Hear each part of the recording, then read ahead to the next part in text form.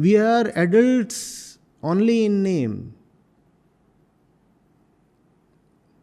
We keep treating ourselves as kids. Else, why would we toy with our own life?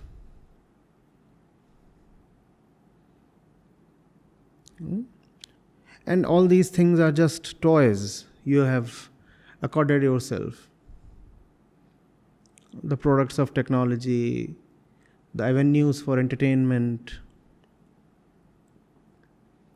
TV, radio, the theater, the mobile phone, the entire expanse of social media, relationships, jobs, money, sports. What are these? We kid ourselves. We kid ourselves.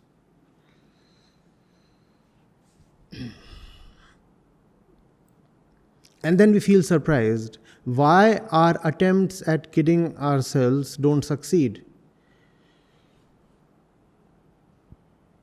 Because within you sits an adult with a very adult demand. That adult does not want toys. He wants the real deal, the authentic thing. Now tell me, is there anything authentic in the average life, in the usual day?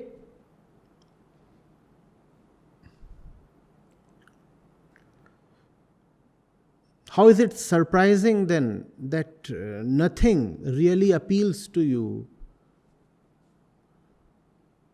That you don't find anything worthy of, let's come to that word, love. And except for love, what is it that can hold you for long? Greed, attractions, good foods, good clothes, nice odor, prestige,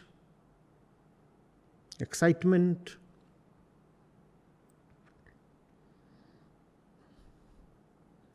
These are small things that will not be able to keep you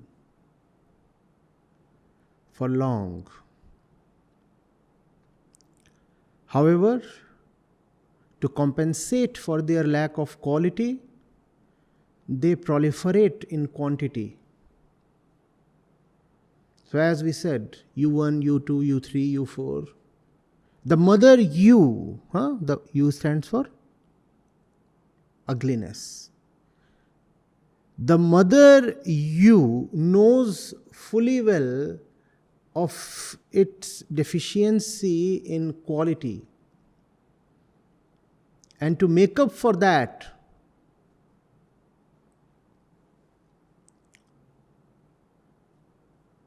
it proliferates, it expands in quantity. That obviously is a deception.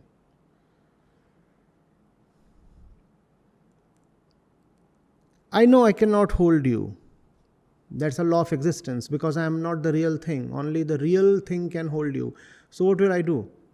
I'll create a copy of myself with some little apparent deviation. The difference between the first and the second copy is superficial, but I will present it as fundamental. I will say the next choice you are being presented with is something new, original. And therefore, all the grudges that you had with the previous choice will not be found in the new one. And for a while, the next choice will manage to entertain you. But sooner than later, you will discover that the next thing is fundamentally just the previous thing. But we do not learn our lessons. We hop on to U3 with the hope that U3 will bring us a new dawn.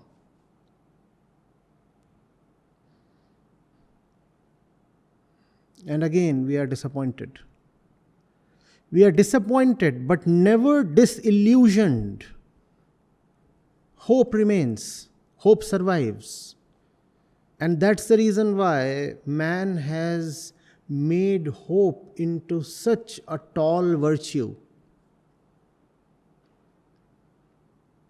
Otherwise, hope is actually a great problem. This is what the wise ones have taught. This is what Vedanta tells you. You have to come to the end of your hope. Your hope is your real problem. You know what you actually hope for? You hope that you can be better remaining who you are. Your hope is an impossibility. Yes, obviously, things can change for you. But for things to change for you, first of all, you have to change for things. If you remain to things who you currently are to things, how can things change for you? Things have no capacity to change. Things are dead. Things are mere material. Material cannot change. Only a conscious entity can change. That which is not conscious is called classically by a greatly indicative name, Jad. Jad not only means that which is unconscious, it also means that which is incapable of changing. But when we find that life is bitter to us, then instead of changing the conscious one that we are, we attempt to change our material surroundings, and that's an impossible task. The world cannot change. The world is jad, unconscious. You have to change. Only you have the power, the choice, the capacity to change. But change is anathema to the ego. The ego wants to believe that it is already perfect. And if it is already perfect, why would it change? And that's the reason we all avoid change. Or even if we acquiesce to change, it is only superficial change we agree to. So instead of changing within, all the energy of humanity is directed at bringing about external change, which is an impossibility.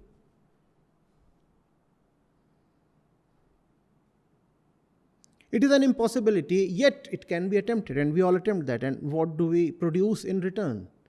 We produce slightly different versions, replicas of the same thing. The same thing, because remember, the world cannot change. Its forms can. Ice can turn into water, then vapor. Material can take one form, then another. And we believe that by giving more favorable and attractive forms to the material, life would change.